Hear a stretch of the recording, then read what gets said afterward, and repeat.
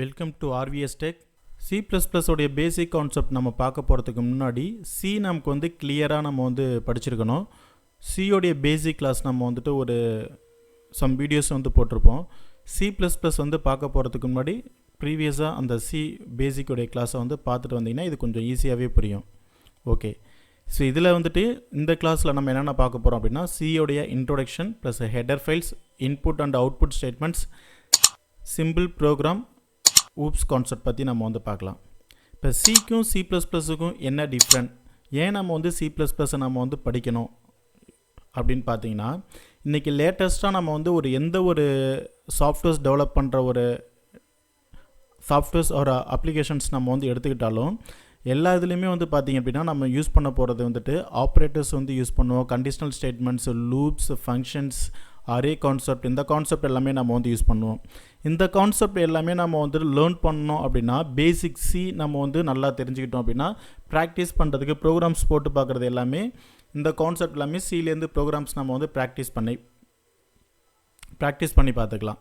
அதுக்கு அடுத்த concept advance concept நம்ம வந்து எடுக்கும்போது ஊப்ஸ் கான்செப்ட் நம்ம வந்து எடுக்கும்போது classes, objects, inheritance, function overloading, இது மாதிரியான கான்செப்ட் எல்லாம் நான் வந்து ஊப்ஸ் கான்செப்ட் பற்றிலாம் லேர்ன் பண்ணோம் அப்படின்னா இந்த ஊப்ஸ் கான்செப்ட் அப்படிங்கிற எல்லாமே வந்து சியில் கிடையாது, சி ப்ளஸ் ப்ளஸ்லேருந்து தான் நமக்கு வந்து அந்த ஊப்ஸ் கான்செப்ட் வரும்.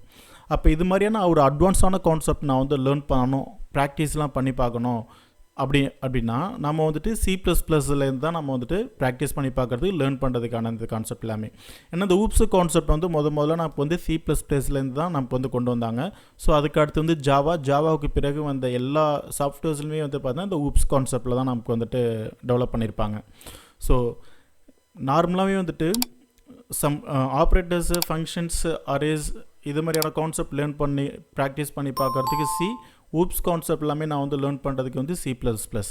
ஸோ இந்த ஊப்ஸ் கான்செப்ட் வரைக்கும் நம்ம வந்து லேர்ன் பண்ணிட்டோம் அப்படின்னா இதுக்கு அடுத்தது அட்வான்ஸாக நம்ம வந்துட்டு அட்வான்ஸ் ஜாவாவோ அல்லது வந்துட்டு ஆங்குலர் ஜேஎஸோ, ஜேகுரீஸோ அல்லது வந்து ரியாக்டோ அல்லது .NETஓ, ஆண்ட்ராய்டு ஸ்டுடியோவோ நம்ம வந்து எது வேணாலும் லேர்ன் பண்ணுறதுக்கு வந்து ஈஸியாக இருக்கும்.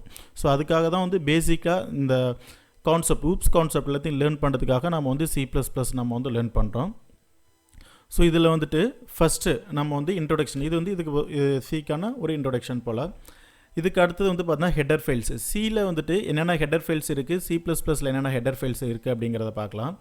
நார்மலாக வந்து சியில் வந்துட்டு stdio.h, ganio.h, math.h, string.h, ctype.h அப்படின்ற சம் ஹெடர் ஃபைல்ஸ் எல்லாமே இருக்கும். இந்த stdio.hங்கிற ஹெடர் ஃபைல்குள்ளே printf, scanf அப்படிங்கிற அந்த 2 ஸ்டேட்மெண்ட் இருக்கும். இந்த ஸ்டேட்மெண்ட்ஸு வந்து அப்படியே சி ப்ளஸ் ப்ளஸில் நமக்கு வந்து யூஸ் பண்ண மாட்டோம். ஏன்னா சியில் மட்டும்தான் அவுட்புட் ஸ்டேட்மெண்ட் அப்படிங்கும்போது printfம், இன்புட் ஸ்டேட்மெண்ட் அப்படிங்கும்போது scanfம் நம்ம வந்து யூஸ் பண்ணுவோம். அதே இது சி இன் சி அவுட் அப்படிங்கிறது சி ப்ளஸ் ப்ளஸுக்கு. ஸோ இந்த சி இன் சி அவுட் அப்படிங்கிறது வந்து பார்த்தீங்கன்னா iostream.h அப்படிங்கிற ஹெடர் ஃபைல்குள்ளே தான் சி ப்ளஸ் ப்ளஸில் நமக்கு வந்து இருக்குது.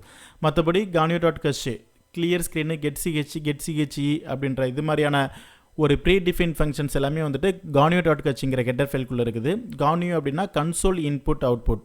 மேத்தமெட்டிக்கல் ஃபங்க்ஷன்ஸ் எல்லாமே math.h அப்படிங்கிற ஹெடர் ஃபைல்குள்ளேயும், ஸ்ட்ரிங் ஃபங்க்ஷன்ஸ் எல்லாமே வந்து string.h அப்படிங்கிற ஹெடர் ஃபைல்குள்ளேயும், டூ லோயர் டூ அப்பர் அப்படிங்கிற இந்த மாதிரியான ஒரு சிங்கிள் கேரக்டர்ஸ் ஃபங்க்ஷன்ஸ் எல்லாமே ctype.hங்கிற ஹெடர் ஃபைல்குள்ளேயும் இருக்குது. ஸோ இந்த ஹெடர் ஃபைல்ஸ் எல்லாமே வந்து அப்படியே சி ப்ளஸ் ப்ளஸில் வரும். ஒன்லி stdio.hங்கிற ஹெடர் ஃபைலுக்கு பதிலாக iostream.hங்கிற ஹெடர் ஃபைல் வந்து யூஸ் பண்ணுவோம். ஸோ மற்றபடி வந்து எல்லா ஹெடர் ஃபைல்ஸும் அப்படியே நம்ம வந்துட்டு சி ப்ளஸ் ப்ளஸில் நம்ம வந்து யூஸ் பண்ணிக்க முடியும். Input and output statements.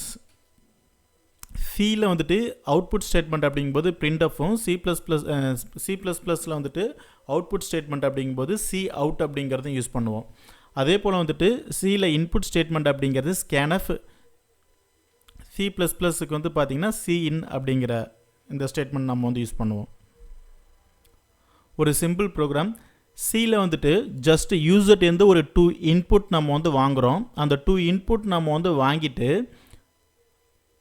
அந்த 2 வேல்யூஸுமே நான் வந்து ஆட் பண்ணி மூணாவதாக இன்னொரு வேரியபிளை ஸ்டோர் பண்ணி ஸ்க்ரீனில் நான் வந்து ஆன்சர் வந்து பிரிண்ட் பண்ணணும். ஸோ இதுக்காக வந்து பார்த்திங்கன்னா யூசர்ட்டேருந்து 2 இன்புட் வாங்குறதுக்கு ஏபி அப்படின்னு சொல்லிட்டு 2 வேரியபிள் டிக்ளரேஷன் பண்ணுறேன். ஏபியை 2 இதுவுமே ஆட் பண்ணி சியில் ஆன்சரை வைக்கிறதுக்கு சின்னு சொல்லிட்டு ஒரு வேரியபிள்ஸ் நான் வந்து யூஸ் பண்ணுறேன். ஸோ சியில் வந்து பார்த்தீங்கன்னா printf, scanf இந்த ஸ்டேட்மெண்ட்லாம் நம்ம வந்து யூஸ் பண்ணுறதுனால ஹேஷ் இன்க்ளூடு stdio.h அப்படிங்கிற ஹெட்டர் ஃபைல் நான் வந்து இன்க்ளூட் பண்ணுறேன். இண்ட் மெயின் நான் வந்து எழுதியிருக்கேன். சியை பொறுத்த வரைக்கும் என்னென்ன வேரியபிள் எல்லாமே நான் அதில் வந்து யூஸ் பண்ண போகிறனோ எல்லா வேரியபிளையும் யூஸ் பண்ண போகிறதுக்கு முன்னாடி டிக்ளரேஷன் பார்ட்டில் டிக்ளேர் பண்ணணும். ஸோ இந்த ப்ரோக்ராமில் ஏபி 2 வேல்யூஸ் வந்து யூசர்டேருந்து வாங்கிறதுக்காக ஸோ ஏபி அப்படின்னு சொல்லிட்டு 2 வேல்யூஸை இன்டிஜர் டேட்டா டைப்பை டிக்ளரேஷன் பண்ணிக்கிறேன். ஏபியை 2 இதையும் ஆட் பண்ணி ரிசல்ட்டு ஆன்சர் நான் வந்து சி அப்படிங்கிறதுக்குள்ளே ஸ்டோர் பண்ணி வைக்கணும். அதுக்காக சி அப்படின்னு சொல்லிட்டு ஒரு வேரியபிள் டிக்ளரேஷன் பண்ணிக்கிறேன். அதுக்கு அடுத்தது ரன் பண்ணதை ஃபஸ்ட் எடுத்தோடனே ரன் பண்ணும்போது யூசர்கிட்ட எனக்கு வந்து என்ன கேட்கணும் அப்படின்னா enter the value A and b அப்படின்னு சொல்லிட்டு யூசர்கிட்ட எனக்கு வந்து ஸ்க்ரீனில் வந்து பிரிண்ட் பண்ணணும். ஸோ அதை பார்த்து யூசரை வந்துட்டு 2 வேல்யூஸ் வந்து இன்க்ளூட் பண்ணணும். அந்த இன்க்ளூட் பண்ணுற அந்த வேல்யூஸை ஸ்கேன்எஃப் அப்படிங்கிற ஸ்டேட்மெண்ட் நான் வந்து யூஸ் பண்ணி வாங்குகிறேன். ஸோ 2 இன்புட்ஸ் நான் வந்து வாங்கினதுக்கு பிறகு கேல்குலேஷன் நம்ம வந்து பண்ணலாம். ஸோ அதுக்காக c equal to a plus b அப்படின்னு சொல்லி நான் வந்து எழுதிக்கிறேன். இப்போ ஆன்சருமே நம்ம வந்து கண்டுபிடிச்சிட்டோம். அடுத்தது வந்துட்டு அவுட்புட் நம்ம வந்து பிரிண்ட் பண்ணணும். ஸோ அவுட்புட் ஆன்சர் வந்து பார்த்தீங்கன்னா சி அப்படிங்கிற அந்த வேரியபிளுக்குள்ளே இருக்குது. பிரிண்ட்எஃப் ஸ்டேட்மெண்ட்டில் ரிசல்ட்டில் சி அப்படிங்கிறத வந்து பிரிண்ட் பண்ணுறேன். சியில் வந்து பார்த்திங்க அப்படின்னா ஸ்கேன்எஃப்பில் வாங்கும்போதும் சரி பிரிண்ட்எஃப்பில் வந்துட்டு ஒரு வேல்யூ அதாவது வேரியபிளை நம்ம வந்து பிரிண்ட் பண்ணும்போதும் சரி %d அப்படிங்கிறது இங்கே வந்து யூஸ் பண்ணியிருப்போம். ஸோ சியை பொறுத்த வரைக்கும் நம்ம வந்து இது வந்து ஃபார்மேட் ஸ்ட்ரிங் அப்படின்னு சொல்லி சொல்லுவோம். இந்த ஃபார்மேட் ஸ்ட்ரிங் அப்படிங்கிறது என்னென்னா ஏபி அப்படிங்கிறத ஸ்கேன்எஃப்பை நான் யூசர்ட்டேருந்து வாங்குகிறேன். அப்படி வாங்கும்போது ஏபியை நான் வந்து இன்டிஜர் டேட்டா டைப்பில் டிக்ளரேஷன் பண்ணியிருக்கிறதுனால %d யூஸ் பண்ணுறேன். அதே ஏபியை நான் வந்து ஃப்ளோட்டாக டிக்ளரேஷன் பண்ணியிருந்தேன் அப்படின்னா அந்த இடத்துல நான் வந்து %f அப்படிங்கிறத நான் வந்து யூஸ் பண்ணணும். டபுள் டேட்டா டைப்பாக இருந்துச்சுன்னா %lf அப்படிங்கிறது நம்ம வந்து யூஸ் பண்ணணும். ஸோ இதுதான் இந்த ஃபார்மேட் ஸ்ட்ரிங் அப்படிங்கிறது. சியில் கம்பல்சரி நம்ம வந்து ஃபார்மேட் ஸ்ட்ரிங் நம்ம வந்து யூஸ் பண்ணியே ஆகணும். ஸோ அதுக்கு அடுத்தது அதை அப்படியே C++ல் நம்ம வந்து மாற்றி எழுதணும் அப்படின்னா ஸோ ஹெடர் ஃபைல் stdio.hக்கு பதிலாக iostream.h அப்படிங்கிறது இண்டு மெயின் நான் வந்து எழுதிக்கிட்டேன். சியில் வந்து பார்த்தீங்கன்னா டிக்ளரேஷன் பார்ட்டில் ஏபிசி அப்படிங்கிறது டிக்ளரேஷன் பண்ணியிருப்போம். அதே இது C++ல் வந்து பார்த்தீங்கன்னா வேரியபிள் டிக்ளரேஷன் பண்ணியிருக்க மாட்டேன். ஸோ எடுத்தோடனே வந்து சி அவுட் அதாவது பிரிண்ட்எஃப்க்கு பதிலாக சி அவுட் அப்படிங்கிறது அவுட்புட் ஸ்டேட்மெண்ட். அங்கே ஓப்பன் ப்ரேஸ் க்ளோஸ் ப்ரேஸ் நம்ம வந்து யூஸ் பண்ணுவோம். இங்கே வந்துட்டு டபுள் ஏரோஸ் நம்ம வந்து யூஸ் பண்ணுவோம். ஸோ இதில் வந்து enter the value A and B நான் வந்து கொடுத்துட்டேன்.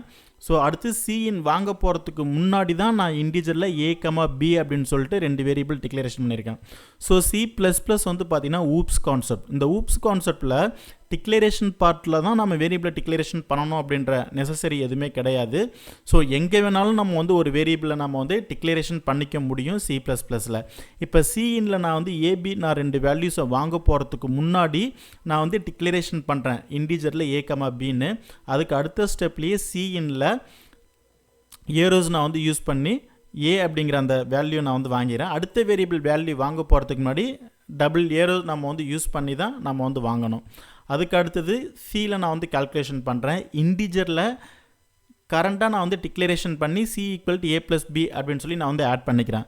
ஸோ அப்போ தான் இங்கே தான் நான் வந்து சி அப்படிங்கிறத டிக்ளரேஷன் பண்ணுறேன். டிக்ளரேஷன் பண்ணதும் ஏபியை நான் வந்து ஆட் பண்ணி சியில் அசைன் பண்ணிக்கிறேன். ஸோ இது மாதிரி நம்ம வந்து யூஸ் பண்ணிக்க முடியும் C++ல்.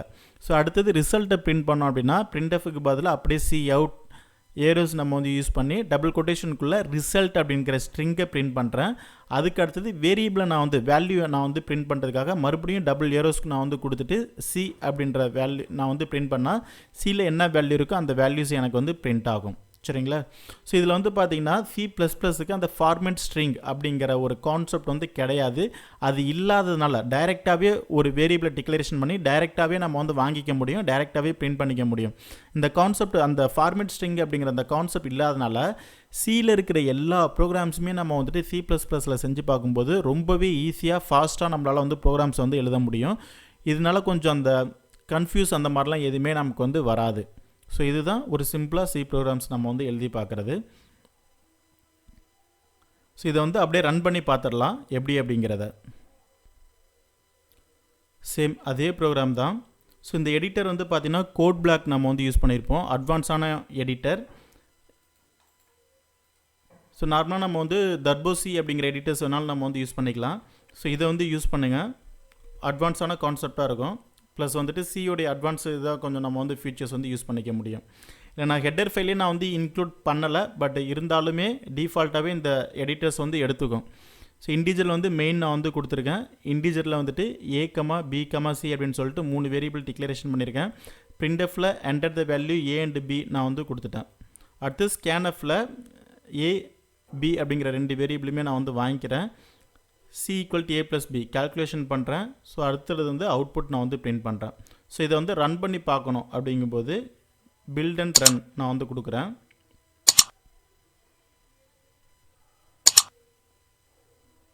ஸோ எனக்கு வந்து ரன் ஆகிடுச்சு. இப்போ நான் வந்து ஏவுக்கு வந்து 44 அப்படிங்கிற வேல்யூயும் பிக்கு வந்து 33 அப்படிங்கிறத நான் வந்து கொடுக்குறேன். கொடுக்கும்போது ரிசல்ட் 77 அப்படின்னு சொல்லி எனக்கு வந்து பிரிண்ட் பண்ணுது. சேம் இதே ப்ரோக்ராம் அப்படியே நம்ம வந்து C++க்கு நம்ம வந்து மாற்றி செய்கிறோம். ஸோ C++ல் மாற்றி செய்யணும் அப்படிங்கும்போது ஸோ இங்கே வந்து ஹெடர் ஃபைல் நம்ம வந்து இன்க்ளூட் பண்ணிக்கிறோம்.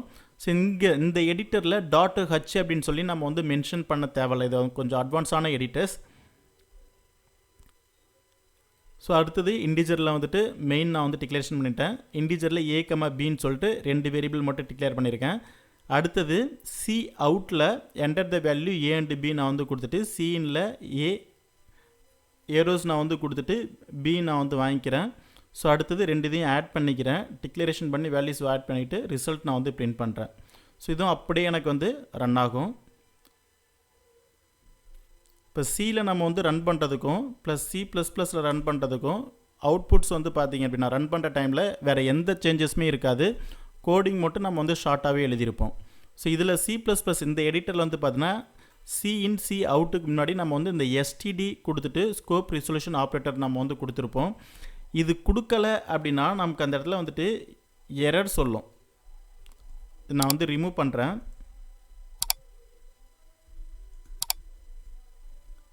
ரிமூவ் பண்ணிட்டு சேவ் பண்ணிவிட்டு இப்போ வந்து பில்ட் அண்ட் ரன் நான் வந்து கொடுக்குறேன்.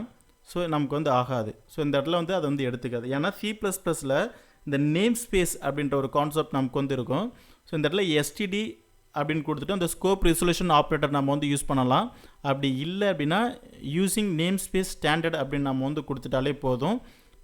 C அவுட் அப்படிங்கிறத ஸ்ட்ரைட்டாகவே நம்மளால் வந்து யூஸ் பண்ணிக்க முடியும். இப்போ பில்ட் அண்ட் ரன் கொடுத்து ரன் பண்ணிக்கிறேன். ஸோ கரெக்டாக எனக்கு வந்து ரன் ஆகும்.